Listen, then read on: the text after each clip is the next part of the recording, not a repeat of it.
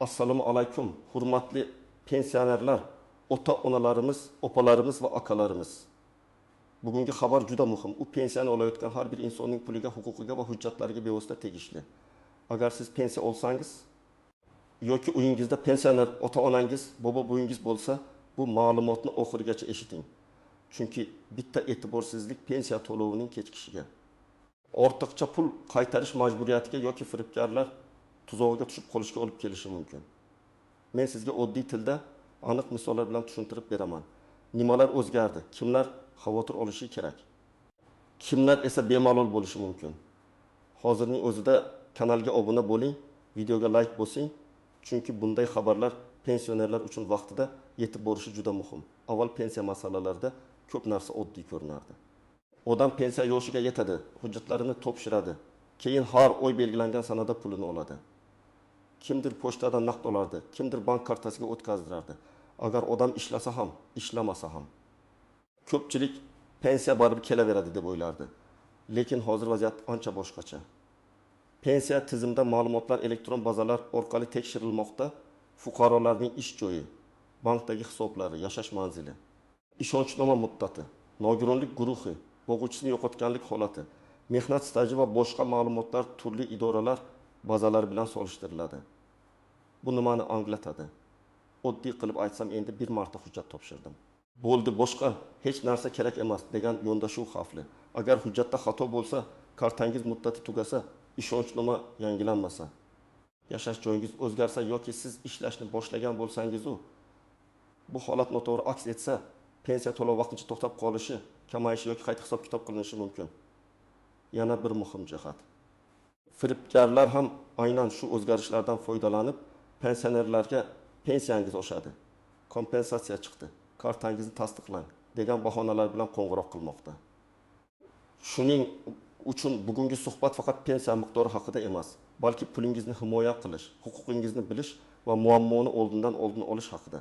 Eng avvalo, pensiya to'lovi shunchaki har oy keladigan pul emas. U qonuniy huquq asosida tayinlangan ijtimoiy to'lovdir. Shu sababli uni olish uchun asos bo'lgan ma'lumotlar doimo to'g'ri bo'lishi kerak. Masalan, yoshga doir pensiya olayotgan odamning mehnat staji, ish haqi ma'lumotlari, tug'ilgan sanasi va shaxsiy hujjatlari to'g'ri bo'lishi zarur. Nogironlik pensiyasida esa tibbiy xulosa, nogironlik muddati va guruhining amal qilish holati muhim. O'quvchisini yo'qotganlik pensiyasida esa o'qish, yosh, oila tarkibi va boshqa tasdiqlovchi ma'lumotlar ahamiyatli. Keling, birinchi real misol olaylik. Toshkent viloyatida yashovchi yoshlarga pensiyasini bank kartasiga oladi. Kartaning amal qilish muddati tugagan, lekin u buni bilmagan.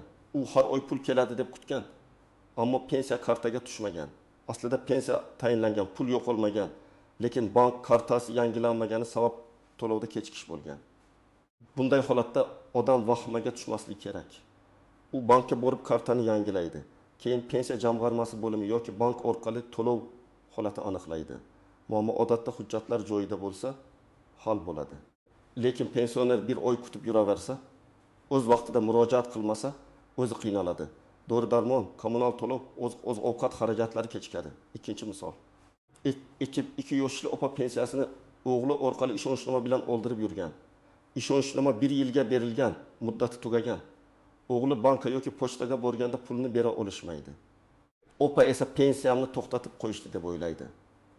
Aslida pensiya to'xtatilmagan, faqat pulni olish vakolati muddati tugagan. Bu juda ko'p uchraydigan holat. Shuning uchun ishonchnoma bilan pensiya oldirayotganlar albatta uning muddatini yozib qo'yishi kerak. Agar pensionerning o'zi yurishi qiyin bo'lsa, notarius yoki tegishli tartibda ishonchnomani yangilash masalasi oldindan hal qilinadi.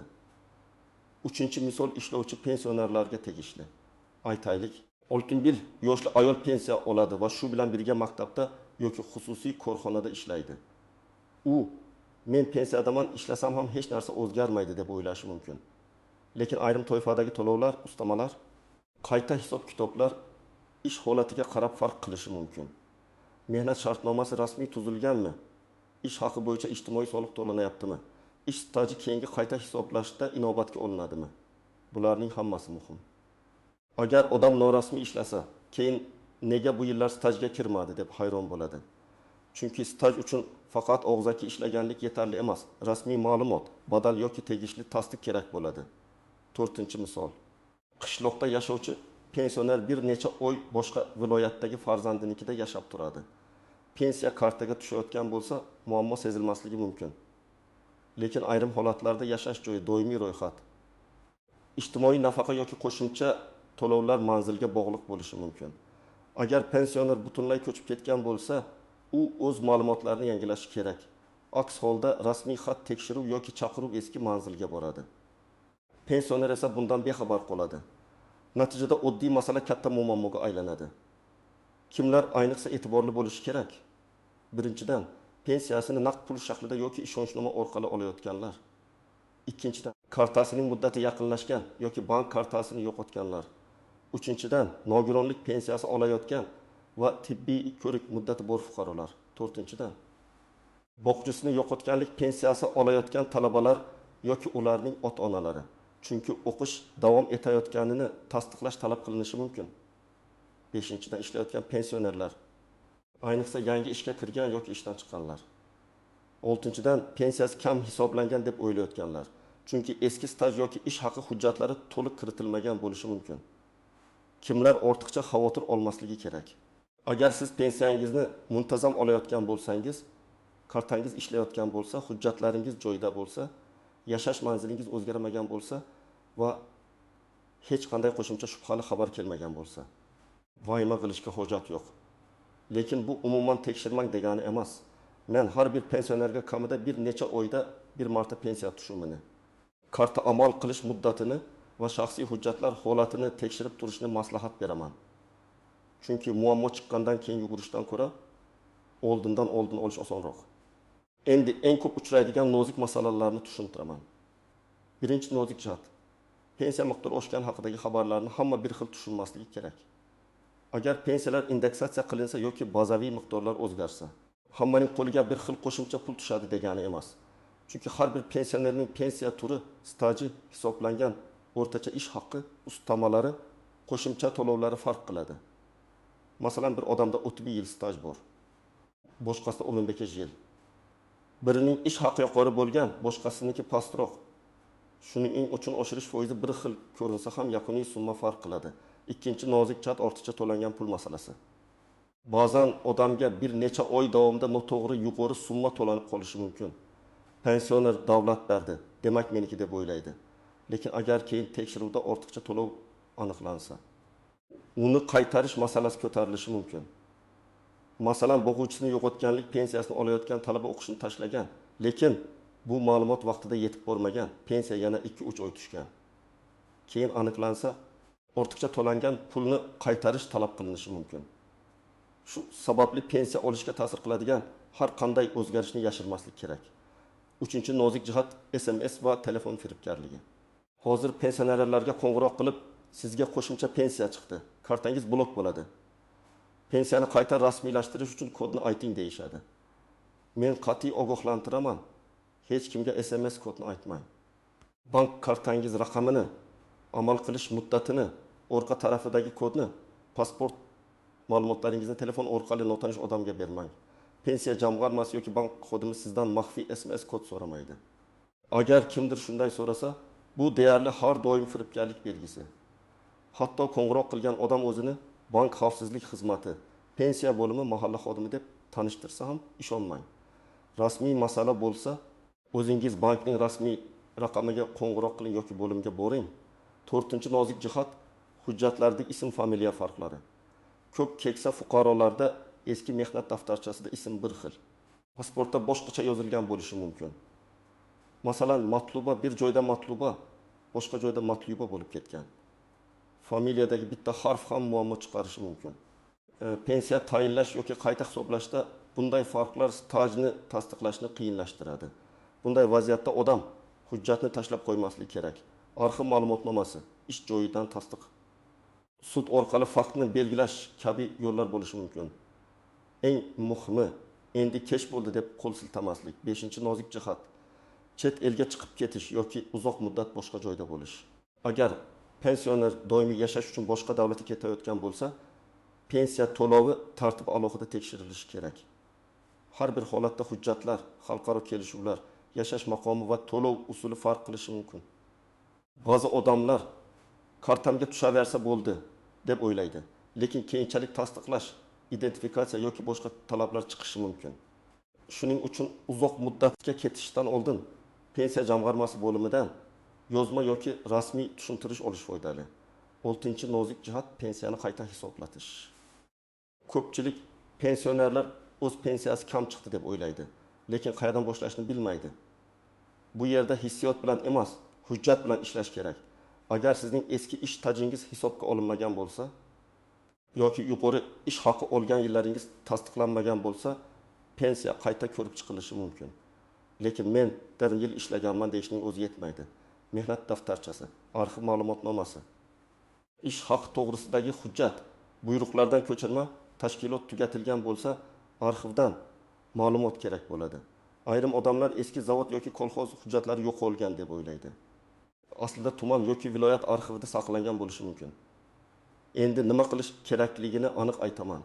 Birinchi qadam, pensiya tushumlaringizni tekshiring. Agar kartaga olsangiz, bank ilovasi orqali yoki bankomatdan ko'ring. Ilovadan foydalana olmasangiz, farzandingizdan yordam so'rang, lekin parolingizni va SMS kodingizni hech kimga aytmang. Agar naqd olsangiz, to'lov sanasini va oxirgi olgan summangizni yozib boring. Oddiy daftar tuting. O'yin unumi. Tushgan summa sana. Bu keyin kelishmovchilik bo'lsa juda yordam beradi. Ikkinchi qadam, bank kartangiz muddatini tekshiring. Kartaning old tomonida oy va yil ko'rsatiladi. Agar muddati tugashiga 1-2 oy qolgan bo'lsa, bank oldidan murojaat qiling. Pensiya tushadigan kartamni yangilashim kerak deb aytasiz. Pasport yoki ID karta olib boring. Agar yurishingiz qiyin bo'lsa, bankning masofaviy xizmatlari yoki yaqinlaringiz orqali qanday tartib borligini aniqlang. Lekin vakolat masalasini rasmiy hal qiling. 3-qadam, hujjatlaringizni bir joyga to'plang. Pasport yoki ID karta, pensiya guvohnomasi bo'lsa, bank kartasi, mehnat daftarchasi, arxiv ma'lumotlari, nogironlik hujjatlari, ishonchnoma, nikoh yoki familiya o'zgarganda tasdiqlovchi hujjatlar alohida papkada tursin. Juda ko'p pensionerlar kerakli hujjatni qidirib kunlab ovora bo'ladi. Hujjat topilmagani uchun qayta hisoblash kechikadi. Shuning uchun bugunoq farzandlaringiz bilan birga papka tayyorlang. 4-qadam, agar pensiya kamaygan, kechikkan yoki tushmagan bo'lsa, avval sababini aniqlang. Darrov to'xtatib qo'yishdi deb xulosa qilmang. Bank kartasi ishlayaptimi? Hisob raqami yopilmaganmi?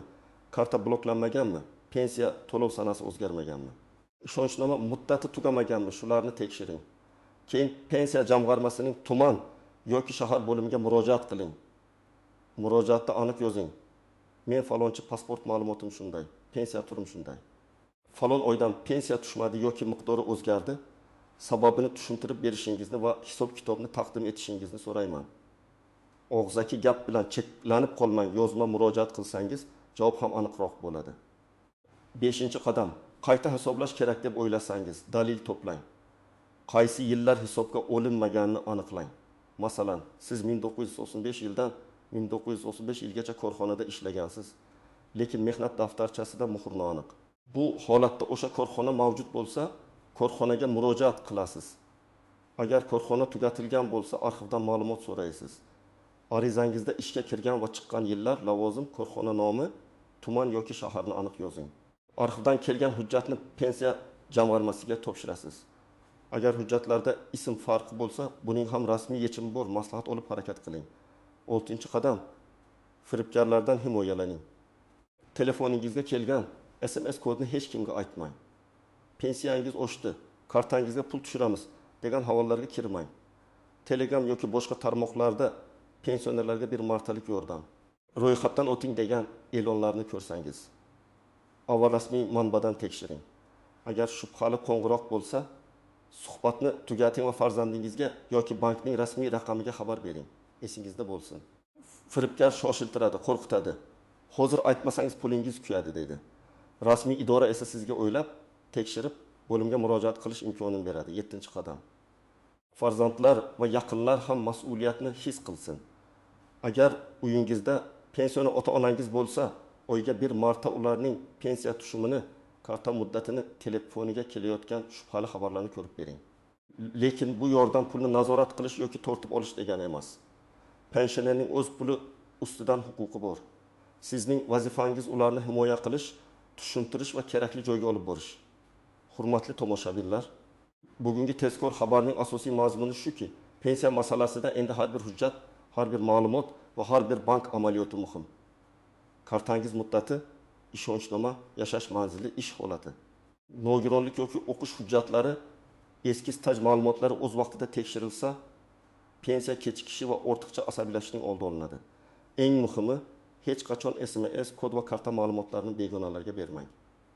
Agar sizda pensiya kechikishi, kamayishi, qayta hisoblash yoki hujjatlar bo'yicha savol bo'lsa, izohlarda vaziyatingizni yozing. Qaysi viloyatdansiz, qanday pensiya olasiz, muammo nimada, imkon qadar umumiy ma'lumot bilan yozing. Maxfiy pasport yoki karta raqamlarini yozmang. Video foydali bo'lgan bo'lsa, albatta like bosing, yaqinlaringizga yuboring va kanalga obuna bo'ling. Men keyingi videolarda ham pensionerlar uchun eng kerakli, amaliy va tushunarli ma'lumotlarni yetkazishda davom etaman.